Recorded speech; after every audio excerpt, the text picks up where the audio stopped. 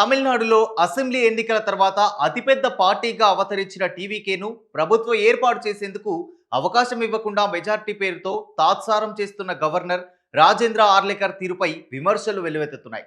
Supreme court గత తీర్పులు రాజ్యాంగం ప్రకారం చూసినా విజయ్ను ప్రభుత్వ ఏర్పాటుకు గవర్నర్ ఆహ్వానించకుండా ఉండేందుకు వీల్లేదని ఇప్పటికే న్యాయ నిపుణులు కూడా స్పష్టం చేశారు.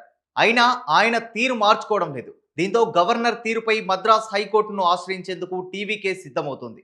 తమిళనాడులోని ప్రభుత్వ ఏర్పాటుకు ముందుకొచ్చిన ఏకైక పార్టీ తామే అయినా అందుకు అవకాశం ఇవ్వకుండా సాంకేతిక కారణాలను సాకుగా చూపడంపై టీవీకే మండిపడుతోంది. ఇక ఈ నెల 5నే తమిళనాడు పదవీకాలం ముగియడంతో రద్దు చేశారు.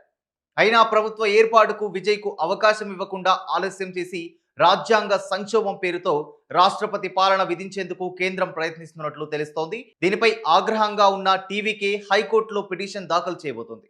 మరోవైపు గవర్నర్ తీరును నిరసిస్తూ కాంగ్రెస్ రాష్ట్ర వ్యాప్తంగా ఆందోళన చేపట్టింది.